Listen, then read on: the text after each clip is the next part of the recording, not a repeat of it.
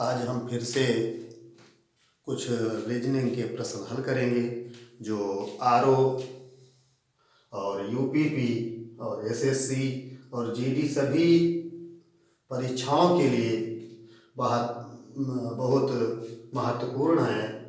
और उसमें सबसे पहले हम एक कूट वाला प्रश्न हल करेंगे। भाषा की कूट का दिया हुआ है। उसके बाद कुछ डिक्शनरी से संबंधित प्रश्न हैं, उनको देखेंगे। पहला प्रश्न है कि कैंडोर को मैकडो लिख दिया जाता है, तो एवरेस्ट को क्या लिखा जाएगा? अब इसमें देखिए, इसमें जो संबंध है, क्या संबंध है, वही इस शब्द से, इनमें चारों में से क्या संबंध, हमको वही संबंध ढूंढना है जो इसमें दोनों में है। वही संबंध इससे और किससे है वही देखना है। अब इसमें देखिए CAN पहले लिखा था, इस ऊट भाषा में इसको NAC लिख दिया, मतलब A वहीं पे रखा और N पहले कर दिया और C बाद में कर दिया। बहुत आसान प्रश्न होते हैं, थोड़ा सा दिमाग लगाएंगे और सेकेंडों में, बस 5 सेकेंड का प्रश्न है। अब इसमें देखिए तीसरा वाला नंबर जो है वर्ड, वो हमको पहले ले आना है। इसमें तीसरा वाला उसने पहले लाया है। अब R जिसमें पहले होगा, अब R एक ही में है पहले, R इसमें पहले है, तो यही ऑप्शन इसका सही हो जाएगा और कुछ देखना ही नहीं है। और ऑप्शनों को हम गलत कर देते हैं और यही ऑप्शन सही हो जाता है। उसके बाद ये डिक्शनरी से संबंधित प्रश्न है। जो डिक्शनरी में देखिए पहले A दिया हुआ होता है, फिर A के बाद डबल A वाले प्रश्न आते हैं, फिर A B वाले आते हैं, फिर A B C वाले आते हैं। इस हिसाब से डिक्शनरी में शब्द दिए हुए होते हैं, उसी हिसाब से इसको हम ढूंढना है हमको। अब देखिए सबसे पहले सब में SS है, तो हमको ये पता नहीं चल पाया कि कौन नंबर 1 पे है, कौन नंबर 1 पे है। अब इसमें, अब देखिए इसमें O है, तो ये तो दोनों बाद में हो जाएंगे। O है, H पहले आता है, तो ये तीनों में से ये पहले होंगे, इन दोनों से ये तीनों पहले होंगे। अब इन तीनों में कौन नंबर 1 पे है ये देखना है। तो जब ये दोनों, जब हमको अक्षर बराबर मिल जाएंगे तो हम आगे बढ़ जाएंगे, आगे वाला तीसरा वाला देखेंगे। अब इसमें O है, इसमें O है, इसमें R है, तो इसका मतलब ये नंबर 1 पे हो गया। अब इसमें O है, तो जो बराबर मिल गया तो हम फिर चौथा देखेंगे। इसमें C है, इसमें O है, तो ये 2 नंबर पे हो गया, तो ये अपने आप 3 नंबर पे हो गया, क्योंकि इन तीनों से ये दोनों बाद में है।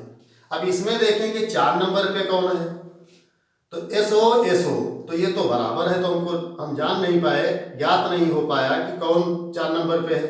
अब इसमें तीसरा वाला C है, ये U है। अब ये C है, तो ये 4 नंबर पे हो गया और ये 5 पे हो गया, तो बीच में कौन हुआ, ये 3 नंबर SHOOKER,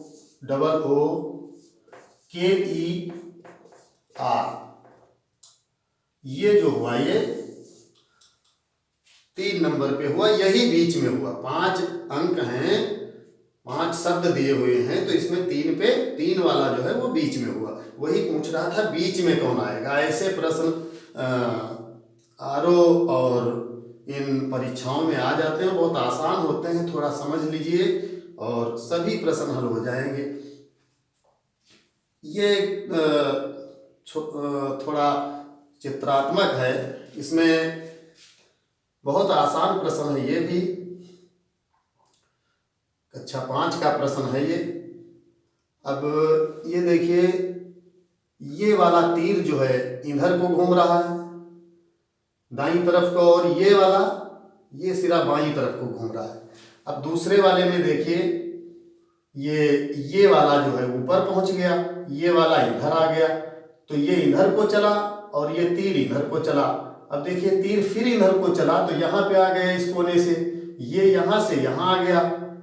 अब अगला जो चित्र होगा वो इन चारों में से सही है।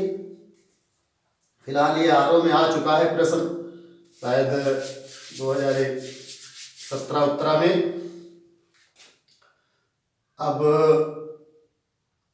ये देखिए ये इधर को घूम रहा है तो ये यहाँ पे आ गया, ये यहाँ आ जाएगा, ये वाला यहाँ आ जाएगा, तो ये तीसरा वाला ये उत्तर सही हो जाएगा। अब प्रश्न 4 है, इसमें कुछ श्रृंखला दी हुई है अंकों की, संख्याओं की। अब इसमें देख लीजिएगा क्या संबंध है एक दूसरे से, वही संबंध यहाँ पे लिख देना है। 8, 15, 28, 53, इनमें क्या संबंध है वही संबंध ढूंढ के यहाँ से लिख दे रहा है। केवल 5 सेकंड का प्रश्न है। 8 दूना 16 होते हैं, 16 से कम दिया हुआ है। 15 दूना 30 होते हैं, 30 से 2 कम दिया हुआ होता है। 28 दूना 56 होते हैं, 56 का 53 दिया हुआ है, 3 कम दिया हुआ है। तो इसका मतलब इसका भी हम दूना कर देते हैं। 53 दूना 106 होता है, और इसमें 1 कम, इसमें 2 कम, इसमें 3 कम, तो इसमें 4 कम कर दीजिएगा। देखिए रीजनिंग का कोई नियम नहीं होता है, जो बन रहा है सीक्वेंस वही उसमें लिख दिया जाता है, न इसका कोई फार्मूला होता है।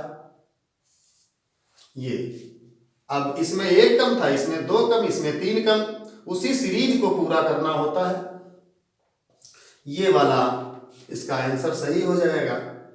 तो ये महत्वपूर्ण 4 प्रश्न थे जो आगामी परीक्षाओं के हिसाब से बहुत महत्वपूर्ण थे, और ऐसे